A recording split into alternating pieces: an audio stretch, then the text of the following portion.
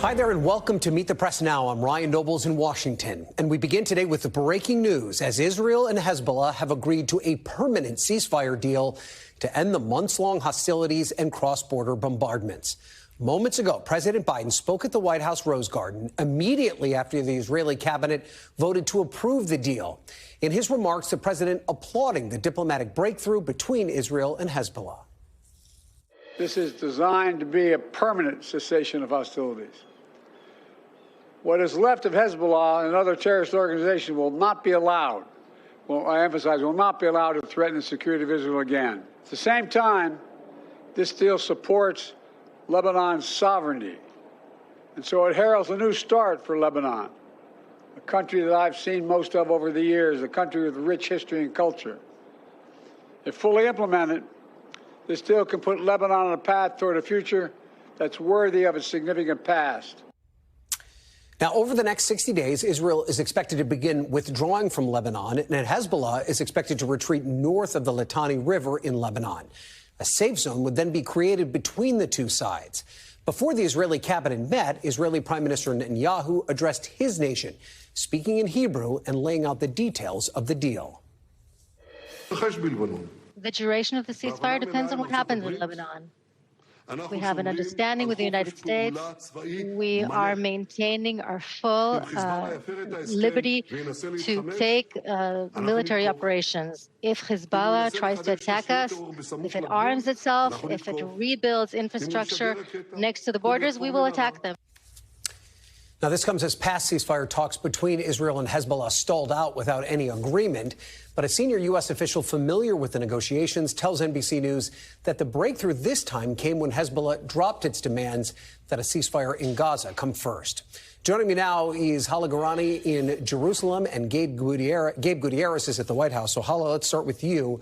What's the reaction in Israel been to this deal? Is there a sense of relief about the end of hostilities on their northern border?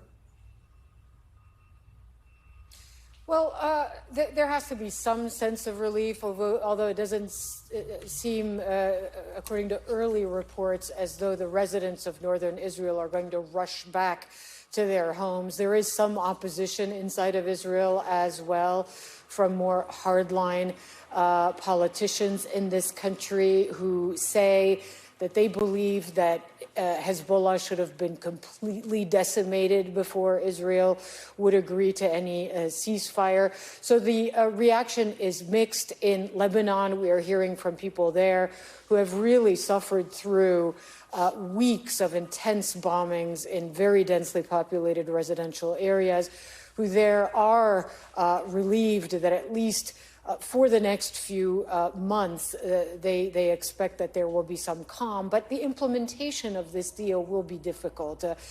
It does require the Israeli military to withdraw, Hezbollah to withdraw as well, north of the Litani River, which is about 30-40 miles from the border, and this very weak Lebanese military to patrol that area that will now be emptied of the parties to this cross-border war that has been raging now for months. And Israel, importantly, backed by the president, by the way, because we heard from him as well, has said that it reserves the right to strike anytime it feels that Hezbollah is violating the terms of the deal.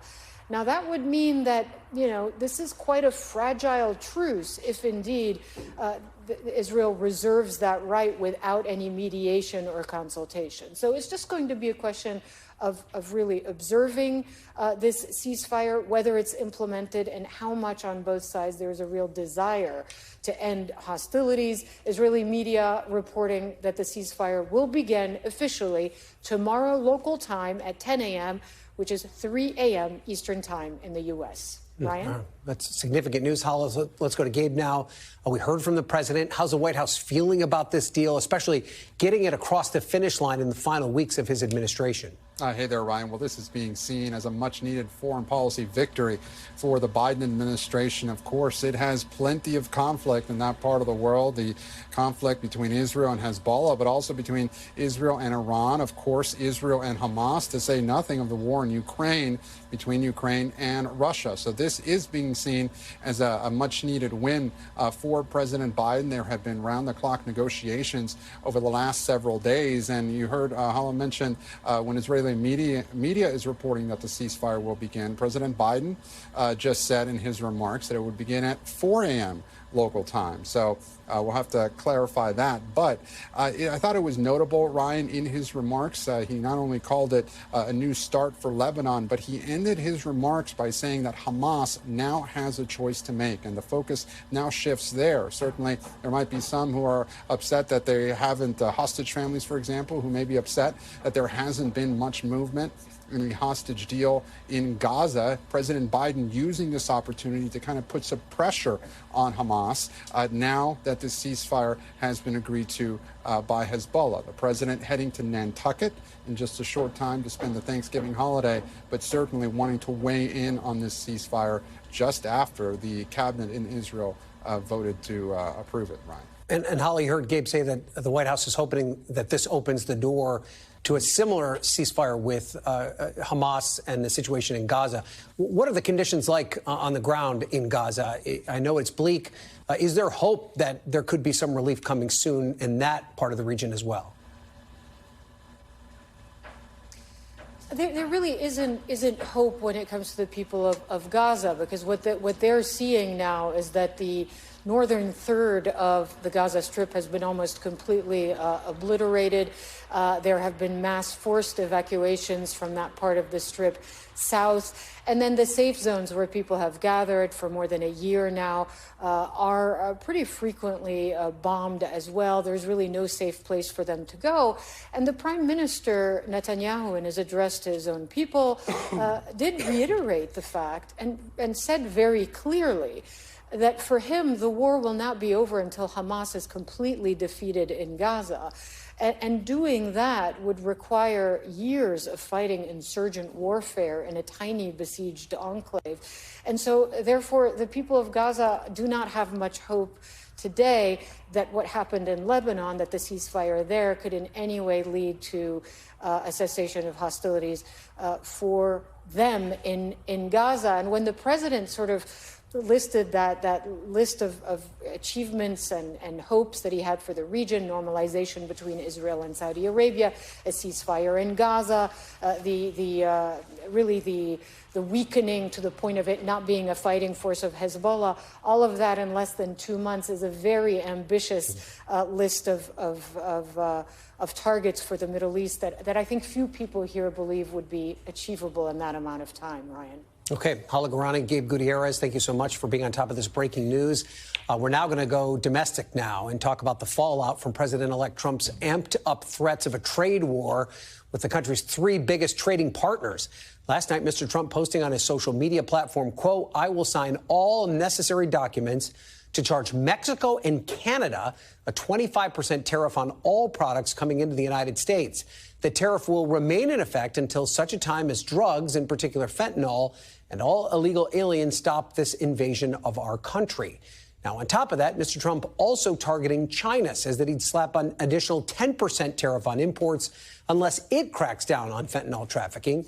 Those three countries are the United States' top three trading partners, accounting for about 40% of all U.S. imports and exports and trillions of dollars in economic activity. Now, it remains unclear if the president-elect will actually follow through on these threats or if he's just using them as a negotiating ploy, or both, or maybe neither. But we do know that Mr. Trump has long viewed tariffs as a cudgel against his allies and adversaries alike. On the trail, he vowed sweeping tariffs to address economic issues and border issues, even as economists warn they could backfire by raising costs on consumers and hurt the economy. If they don't stop this onslaught of criminals and drugs coming into our country, I'm going to immediately impose a 25% tariff on everything they send in to the United States of America. The most beautiful word in the dictionary to me is tariff. We're going to tariff the hell out of countries that have been taking advantage of us and stealing our jobs. If these companies don't make their products here, then they will pay a very stiff tariff when they send their products into the United States. We're going to use tariffs to take advantage of our great strength and to, frankly, hurt countries that are hurting us. Tellingly, Wall Street has so far shrugged off the president's threats. Markets were a little changed today by this news. Meanwhile, the reaction from China, though, was a warning. The spokesperson for the Chinese embassy in Washington writing on X, quote, "No one will win a trade war or a tariff war." Mexico's president taking a similarly aggressive tone in a letter to Mr. Trump warning of potential retaliatory tariffs. Canadian officials stressing the close relationship between the two countries, as Prime Minister Justin Trudeau told Canadian broadcasting that he spoke with Mr. Trump last night. I had a good call with Donald Trump last night again. We obviously talked about laying out the facts, talking about how the intense and effective connections between our two countries flow back and forth. We talked about some of the challenges that we can work on together. It was a good call. This is something that we can do, laying out the facts, moving forward in constructive ways. This is a relationship that we know takes a certain amount of working on, and that's what we'll do. Joining me on set now is NBC's Garrett Hake, and in a moment I'll be joined by Anna Swanson, who covers trade and international economics for the New York Times. So, Garrett, you covered the Trump campaign very extensively. I'm sure you heard him make this promise or threat, depending on how you view it, as it relates to tariffs. It's been a talking point for him, but now he's claiming he's going to do this basically on day one. Should we take him seriously, or is this a negotiating play? I think it can be both, Ryan. I mean, look, this is something that Donald Trump talks about ad nauseum almost every day on the campaign trail, the idea of imposing tariffs against one nation or another, friend or foe alike. Remember, Donald Trump has believed since the 1980s that the United States is being taken advantage of by our allies, more so than he worries about kind of our economic rivals. That's one thing people should sort of understand about the way that Donald Trump views the world. Also, I've said this many times, but, you know, if all you have is a hammer, everything looks like a nail. In terms of the things he can do unilaterally from the White House as president on the sort of combination of domestic policy, the way that this affects prices, but also as a foreign policy diplomatic lever, tariffs are kind of it, right? He can do that on his own.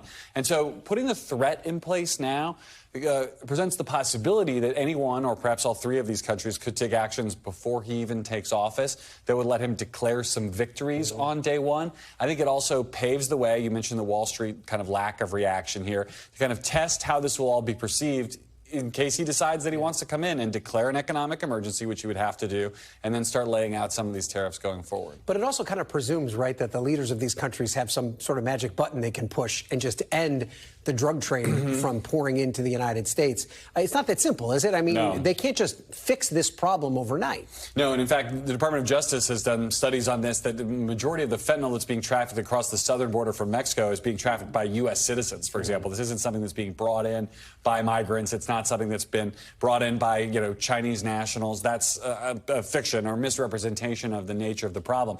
Now, I would argue that China probably has more they can do unilaterally as an authoritarian government if they want to be seen as addressing these issues on Trump's behalf. But I think the immigration elements of this, I mean, if there's anything that Mexico can do in advance of Trump taking office that would slow down the number of border crossings, he will take credit for it on day one. I can promise you that. I mean, we've already seen the number of border crossings go down. And in the tail end of the Biden administration here, if any furtherance of that trend will be something that Trump tries to take credit for. So I think these threats are real and should be taken seriously, but I also think they are designed to let him look like he's running things by the time he walks into the Oval Office on day one. Yeah, it also doesn't deal with the issue that the market exists here, right? There's a need, there's a demand for it in the United States. Part of why people are willing to take big risks to get it here, right? Yeah, 100%. I mean, as the Chinese statement says, and it's correct, that I think it may be the Mexican government statement, that, you know, the issue of fentanyl and drug use is a demand problem as much as it is a supply problem, right? I mean, this is a problem for the U.S. as a society to deal with, that nothing that Mexico or China does is going to solve for us. Right. And we talked about this before, but let's expand on it a little bit. He loves to negotiate, right? This is all about the art of the deal. He's used this as a negotiating tactic in the past. He talked about back at that rally in New York about making tariff threats to get border concessions from Mexico. But has that really worked? I mean, remember in the last campaign in 2016, he said that he was going to build a wall and Mexico was going to pay for it. Last I checked, they didn't invest a dime in the border. What's the track record here when it comes to this? Well, look, it's mixed. I mean, he has been able to get other concessions from Mexico. I mean, the Remain in Mexico policy was something that was negotiated with the Mexican government, in part with some of these economic threats in mind. Mexico did step up some of its own use of its National Guard and its military to break up caravans and get more engaged on immigration issues on their end. But it's like you're herding cats here a little bit, because when we pressure Mexico in this direction, sometimes we get less help in other areas. I mean, and it's also a new administration in Mexico, by the way, a new president there who Trump has no personal relationship whatsoever. So I think that's the other part of this, too, is, Justin Trudeau knows a little bit about how to manage Donald Trump. President Xi knows a little bit about how to manage Donald Trump. There's also a little bit of give and take here with the new administration in Mexico, as they're going to size each other up ahead of the possible renegotiation of USMCA, the formerly NAFTA, the Trump trade deal, which would come up again in 2026 anyway. I think it's worth keeping in mind that end date as something that this might be, setting the table for to a certain extent. Okay, thanks, Garrett. Let's bring Anna into the conversation now and talk about just basically how tariffs work. Trump has said that foreign companies will bear the brunt of tariffs, but what's the reality check? I mean, won't some of these costs inevitably fall on consumers? Yeah, that's right. So tariffs are actually imposed on whoever brings the product across the border. That could be an American company, a foreign company. The importer pays that charge when they bring the product across the border. But the more interesting question is who ultimately pays the cost. So companies can choose to pass those costs on to American consumers if they raise their prices. They can also just choose to eat that cost and maybe have lower profit margins, or they could try to negotiate with their suppliers overseas in China and say, I'm going to pay you less for this product. There have been economic studies done, and they've showed that in the case of Trump's China tariffs, a lot of those costs were passed on to American consumers. And so that's what most economists expect to happen with this next round of tariffs as well. But that round of tariffs was relatively strategic. He's talking about a blanket 25% tariff across the board. I mean, would that pain be felt evenly across all industries, or are there different types of goods that would be more sensitive to a blanket tariff like that?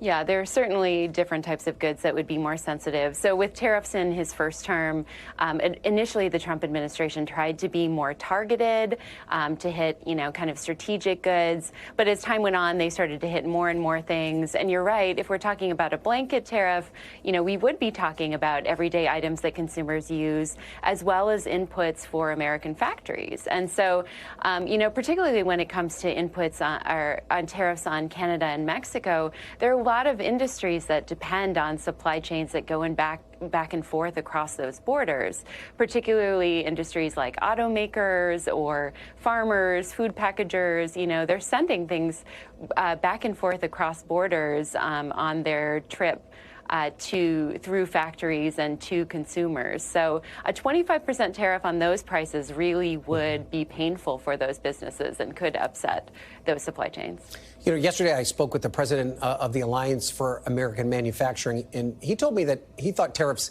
have a place in trade policy, even pointed to the fact that President Biden didn't even get rid of all of the Trump tariffs from the first term. Does he have a point? Is there a way that tariffs can be used in a way that would help the American economy? Yeah, I think there's been a shift in thinking about tariffs, particularly over the past decade. And it has a lot to do with the competition that the United States has seen from China, and the sense that there's just no other way to keep out products that China might be unfairly subsidizing, and that if we let those products in, U.S. factories can't really compete. So there's definitely been more of an embrace of tariffs. As you said, President Biden maintained some of those and increased other tariffs on certain sort of strategic products like chips and electric vehicles. But there's a huge difference in degree between what the Biden administration did and what the Trump administration is proposing, which is tariffs on everything that we import. So the scale of it is really vastly different. Yeah, we'll have to see if he follows through on that threat, or maybe promise, depending on how you view it. Anna Swanson, we so much appreciate your expertise on this topic. Thank you for being here. Thank you. Coming up, a former top trade official from Trump's first administration reacts to the president-elect's sweeping new threat of a trade war and the potential political and economic fallout. Don't go anywhere. You're watching Meet the Press Now.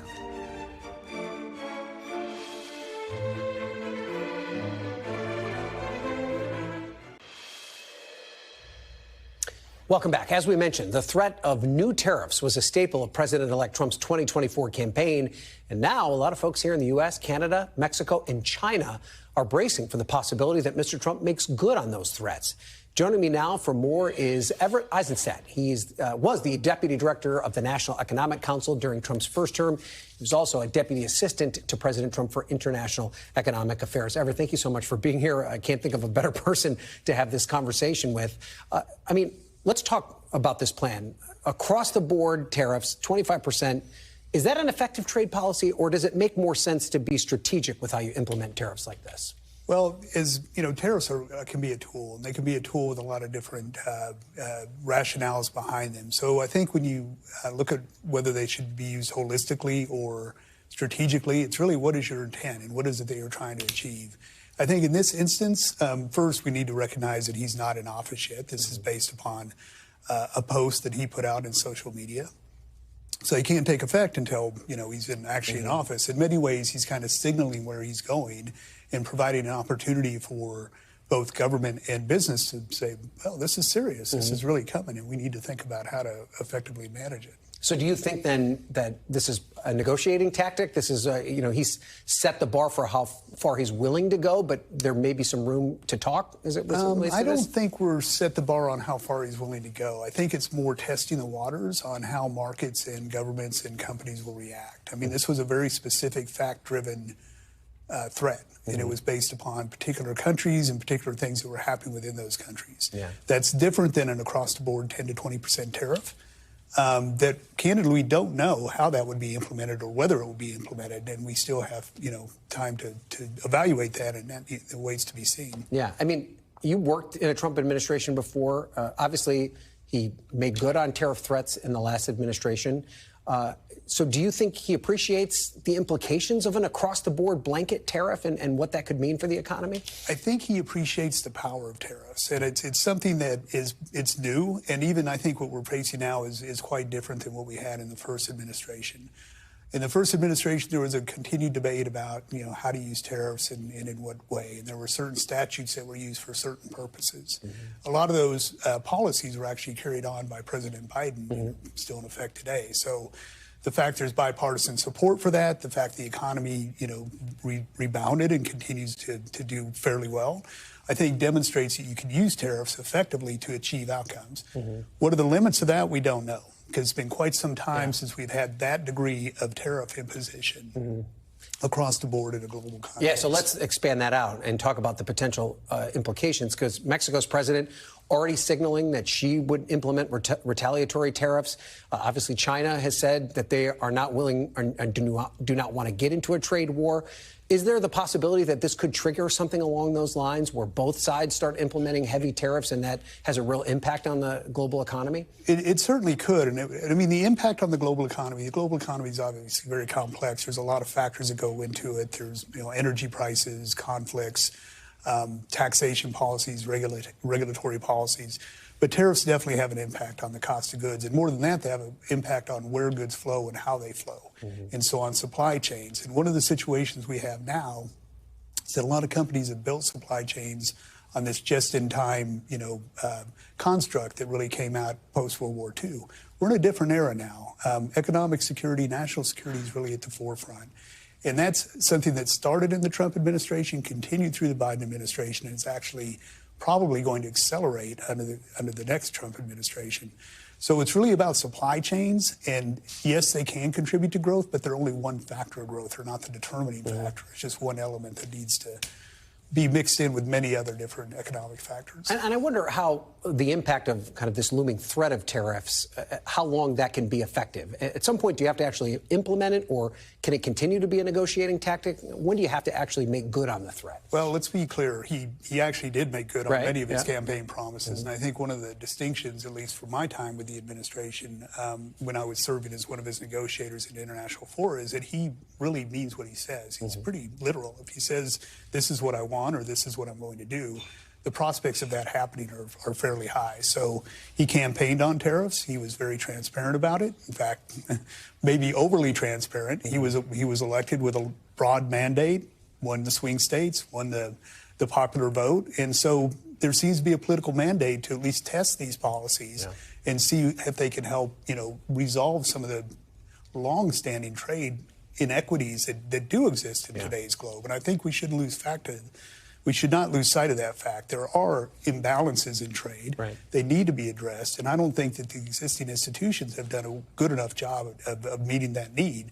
So that leads to a unilateral approach. And can it help contribute to an ultimate solution? I think it can. But my last question I want to get in is, this could blow up the USMCA, which is something that President Trump negotiated. Does it set the stage for a new negotiation? How does this impact that? I think it's a great question. But even backing up further than that, both Vice President Harris and President Trump had already indicated during the campaign that the USMCA was going to be renegotiated, more than likely than not.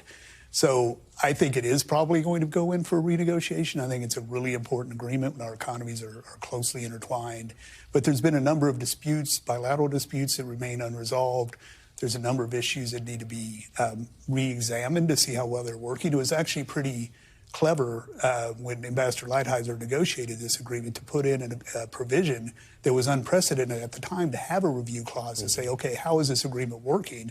And if it's not working in the way we intended it to, do we need to make adjustments? So it's on the table, and it's going to be something that's going to be a big topic of conversation. All right, great. Well, your insight, terrific. We appreciate you being here. Thanks so much. Thank you. It's a pleasure. And after the break, Trumponomics, border battles, and more. My panel of experts joins me straight ahead. You're watching Meet the Press Now.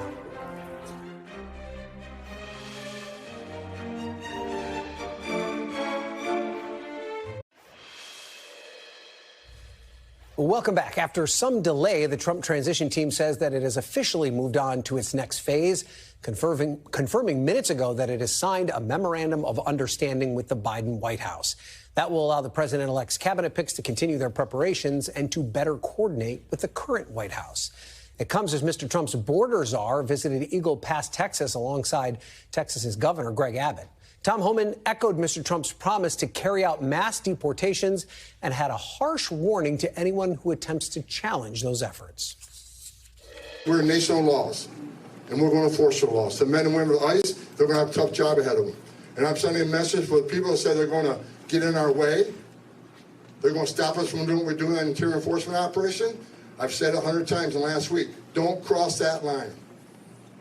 It's a felony to knowingly harbor and conceal an illegal alien from immigration authorities. Don't test us.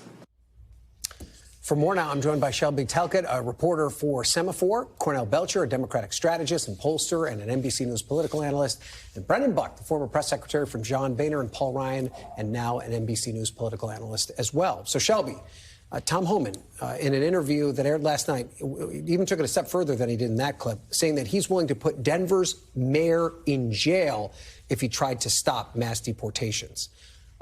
Is this just tough talk, or do you actually think this is what we should come to expect with this new Trump administration? I think it's a little bit of both. I think he is definitely issuing a threat in an attempt to get people on board. But I also think that Donald Trump, throughout the campaign, made it extremely clear that he wants to focus on immigration and that this is a key topic for him. It is part of the reason why he got elected, and this is him carrying out that plan. He is surrounding himself not just with Tom, but with Stephen Miller and other allies who are completely on board with what he has said for the past 2 years, which includes mass deportations. I'm thinking the optics of seeing the mayor of a prominent city in handcuffs, Brendan, maybe that seems alarming to me, but is that something the Trump administration would like to send a message with? Well, I think we should acknowledge it's not the what, it's the how they do this that is going to ultimately, I think, decide the politics of this. Tom Homan out there with sort of a militant approach, I think may be something that could potentially backfire on them. Look, people want to take immigration seriously in this country, and I think the president won largely making that his primary issue. But if you go overboard and you present this in a really militant way and you scare too many Americans, frankly, I think that could reverberate in a way that, like, Donald Trump, the guardrails of Donald Trump, I think ultimately are going to be public opinion. He wants to be really popular. He wants to have a successful administration. But if you start doing this and all of a sudden it looks very different than the idea that people had in their mind that he was just going to be an enforcer, if you start scaring the crap out of people, I think things could go very differently. So how do Democrats respond to this, Cornell? Well, governing is hard, right? It's one thing to campaign, and then it's another thing to govern, right? Whether people on the left or right, experts say what he's planning on trying to do is very, very difficult and something that government doesn't do well. At least not government in this country. We've not had a history of our government rounding up millions of people and putting them in some sort of boot camp and then trying to remove them out of the country. It is something that we've never seen historically, left or right? I'm not being partisan here. Something we've never seen in this country. So I think the politics of this is a really slippery, problematic slope. What Democrats should do, look, he won. He's got to govern, right? And they've got to be the opposition party right now. And I think they stepping back and letting him govern and him trying to figure out how he rounds up millions of people and the optics of that, I think Democrats should step back and let him do it. So is there a middle ground there if you're a Democratic mayor? I mean, it's one thing not to get in the way of ICE or some sort of enforcement of this law, but it's another thing they just have to fight. They have to fight for the values. Complicit, right? Right. Right. They have to fight for the values and take it up to as far as they possibly can. Yeah. But look, none of us want to see mayors or local officials thrown in jail and the federal government coming down on local. Look, once upon a time I thought conservatism was the opposite of that, right? We're not supposed to have the federal government coming down hard on local officials and throwing local officials in jail. Again, I think that's very bad optics for a president who wants to be popular. Okay, let's move on and talk about this other issue, Shelby, and that's this idea of a 25% blanket tax on the biggest trade partners that the U.S. does business with. Could there be long-term damage to the relationship that we have with Canada and Mexico if this is actually implemented? I think absolutely. I mean, you saw during the first administration there were problems whenever Donald Trump tried to implement tariffs. But again, this is something that Donald Trump talked about on the campaign trail. It should not come as a surprise. And I know Garrett said earlier, I completely agree with him when he talks about this is both something that Donald Trump is willing to implement, but it's also a threat. He is trying to start this process early in an effort to get these countries on board with his agenda so that when he comes into office, he can have a few wins. And Cornell, hasn't he found an ability, though, to, even if this doesn't work out, not take the blame, right? I mean, he promised that he was going to build a wall on the southern border. That never happened. His voters didn't penalize him for this.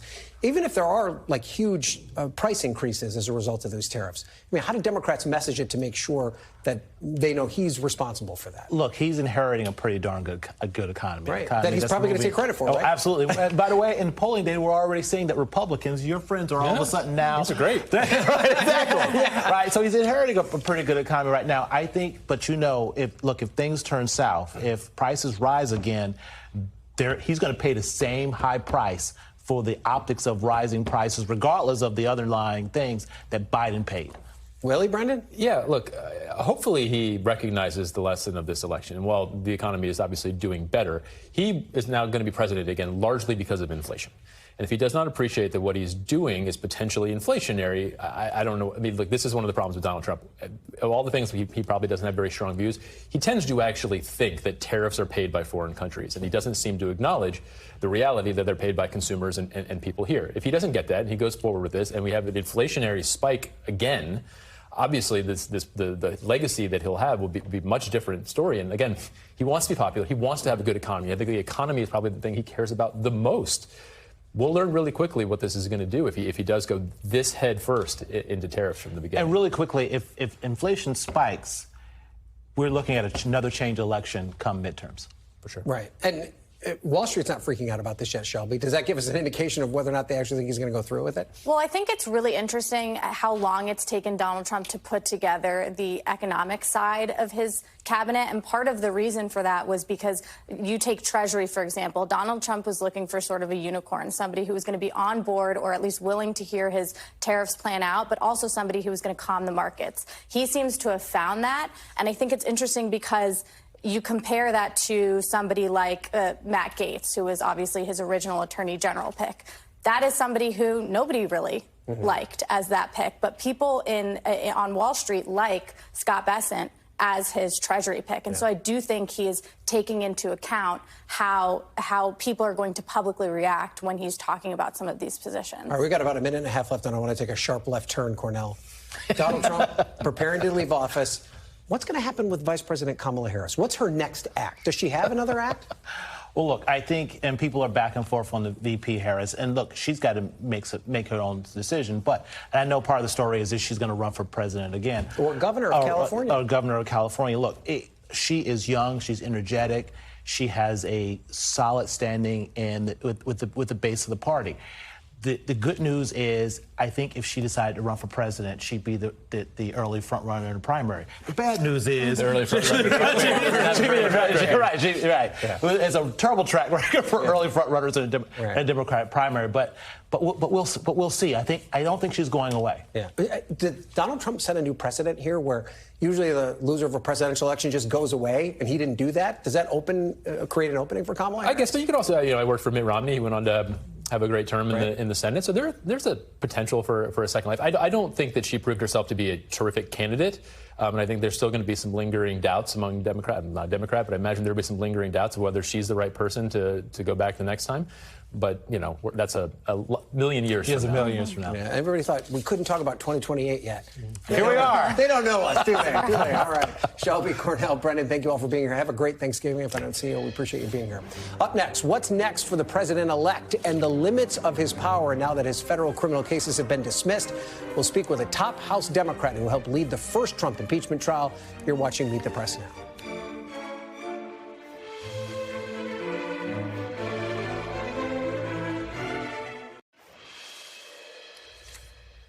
Welcome back. The judge overseeing President-elect Trump's election interference trial has granted the special counsel's motion to dismiss the case.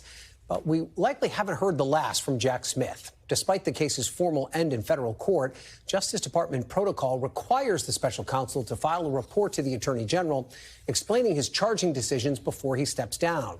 It will also be Smith's first chance to refute baseless allegations that he went after Trump for political reasons or was interfered with by Biden appointees.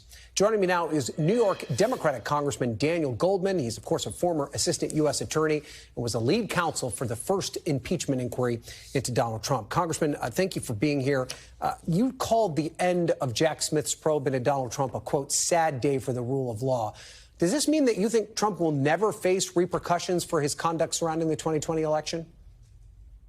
Yeah, I think that's very likely. We'll see what happens in the Fulton County case, but given what happened in the New York City case, I don't expect Donald Trump will be inside a courtroom for the next 4 years. And there were many of us who advertised that was his main purpose for running for president, was a get out of jail free card.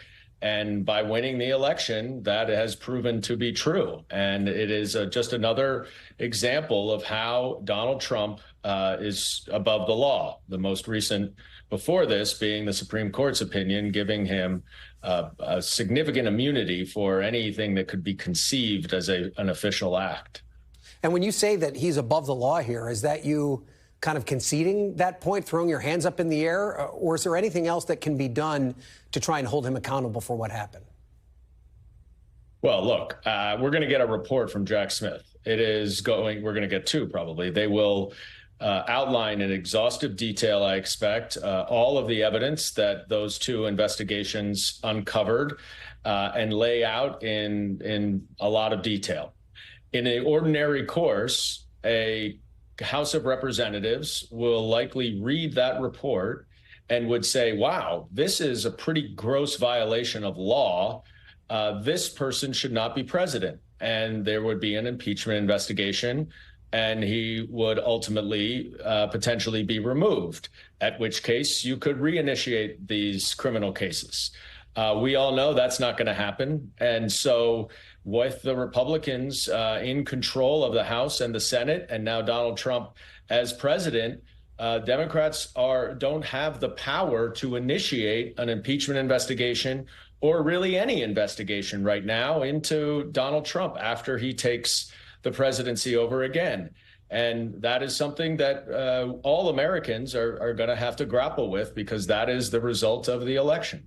There is going to be an election in 2 years, though. The midterm elections could change the balance of power, particularly in the House of Representatives. Would you support the idea of an impeachment probe if Democrats took back control of the House, or do you think that this ship has sailed? Look, that's far off. We'll have to see. I'm not going to weigh in on whether that would be appropriate right now.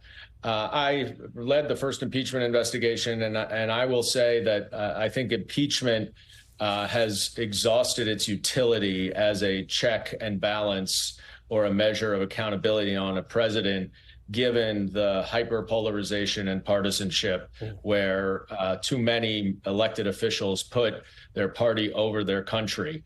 It is almost impossible to imagine getting to 67 votes to convict a president in the Senate under the current circumstances.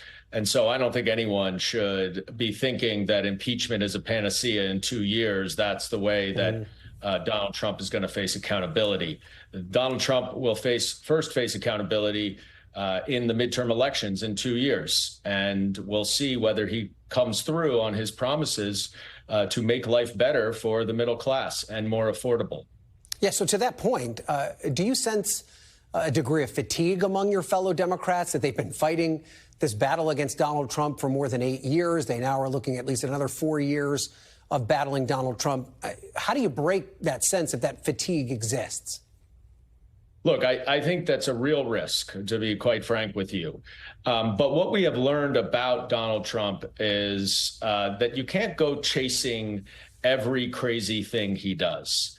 And so, you know, as I talk to my colleagues and I talk to advocacy groups, there's a much more sort of strategic, determined resolve to identify the areas where he truly is overreaching or potentially running amok under our Constitution.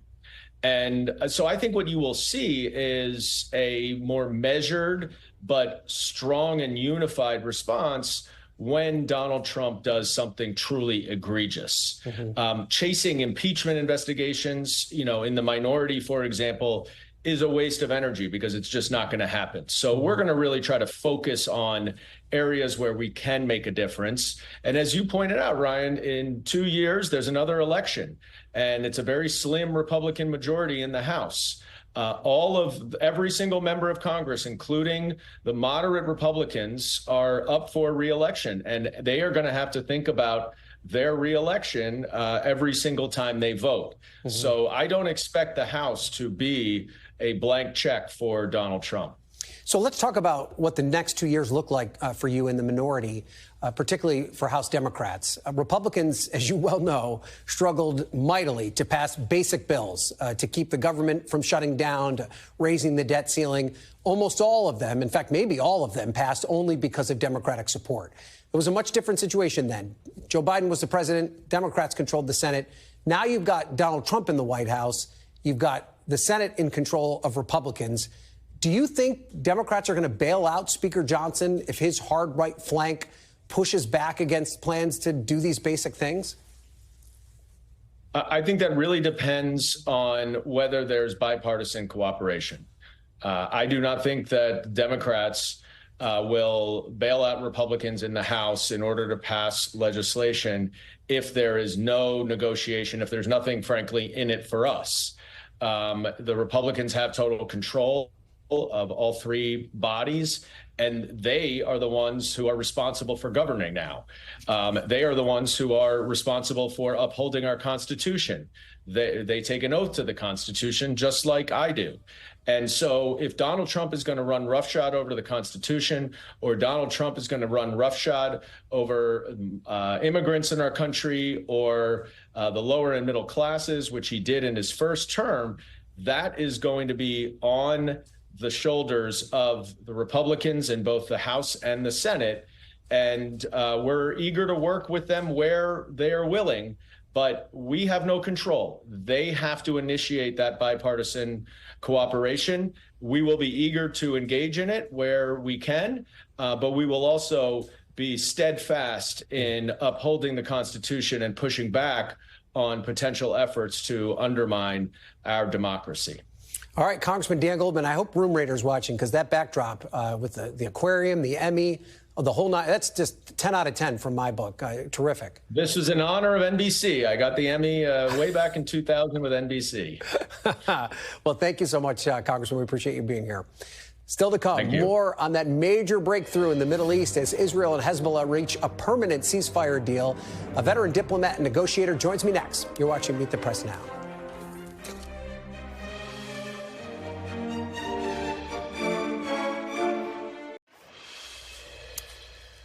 Welcome back. As we mentioned at the top of the program, President Biden this afternoon announced that Israel and Hezbollah have agreed to a permanent ceasefire, marking what could be a significant de-escalation in the Mideast. For more on this, I'm joined now by Aaron David Miller, former senior advisor on Arab-Israeli negotiations. He's now a senior fellow at the Carnegie Endowment for International Peace. Aaron, a great person to have on to talk about this. Give me first your reaction to this deal and the fact that Israel and Lebanon were able to agree to a permanent ceasefire. First of all, thanks for having me. Look, I think in negotiations, what really, in the end, determines whether they succeed or fail is urgency. And I think it could be argued that in this case, Israel wanted this deal and Hezbollah needed it. And that's why it's happening now. Couldn't have happened 4 months ago and couldn't have happened 6 months ago. It certainly couldn't have happened within weeks of Hezbollah's attack on Israel on October 8th. So it's urgency. For Hezbollah, it's taken a beating, command and control, financial deposits, hard currency destroyed, weapons depots destroyed. Hezbollah needs time to rearm, to re-up, and the Iranians, I think, support that. For the Israelis, Israel has a small standing army. It's reservists who do most of the fighting and the deploying. They're exhausted after a year. So that's a primary reason, I think. The IDF, Israeli Defense Forces, wanted this agreement. They've accomplished most of their military objectives, so now you have it. The question is, I wouldn't vouch to say now whether or not this is going to endure. I think it'll take weeks of testing to determine whether or not the mechanism the U.S. has set up will actually work, whether Hezbollah will respect it, whether the Israelis will remain within the parameters set by the letter of assurances that they received from the U.S. So 30 days from now, I think we'll have a much better indication as to whether or not the parties to this agreement have lived up to their expectations. But remember, this is the Middle East, and betting against Arab-Israeli peace, never lose money. Yeah. Do you think you can take anything away from the 2006 deal between the two sides? Does that inform us at all how this ceasefire will be implemented and enforced, or is it a dramatically different situation? No, it's working within the context primarily because the Lebanese need it of the UN Security Council resolution. But the main difference is the enforcement mechanism. 1701 called for both Israeli and Hezbollah to withdraw. Hezbollah withdraw north of Litani. Hezbollah didn't do that. In fact, they turned southern Lebanon into an armed camp with tunnels, weapons depots, military formations.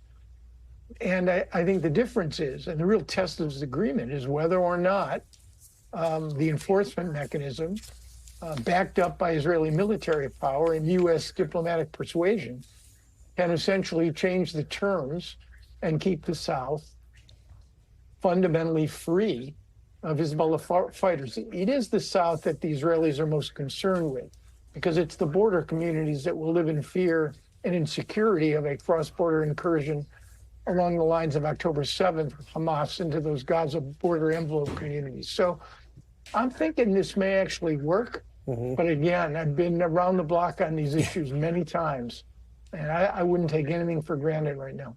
So I wonder if you think that this deal would have been possible if Nasrallah was still alive. How much did the deaths of the senior Hezbollah leaders force that militant group to at least get to the table and talk? It's a really good question. And I think the fact that Hezbollah's command and control was disrupted, that most of the senior commanders that were responsible for creating, forming, making the organization as lethal as it became were killed or injured, literally taken offline. And I think, remember, Hezbollah has a key patron. That patron, Iran, is also very vulnerable as a consequence of what the Israelis did on October 6th. So I think the moon, the stars, and the sun kind of aligned in a way that they usually don't when it comes to Arab-Israeli peacemaking.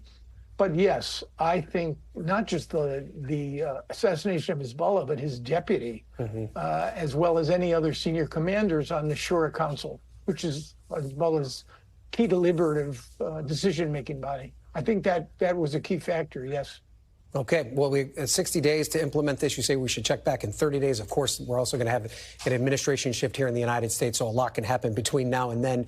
But Aaron David Miller, your expertise on this is always very much appreciated. Sir, we appreciate it. Thank you for being here. Thanks for having me. All right. And I'll be back tomorrow with more Meet the Press Now. But the news continues in the next 3 seconds with Hallie Jackson right now. Thanks for watching. Stay updated about breaking news and top stories on the NBC News app or follow us on social media.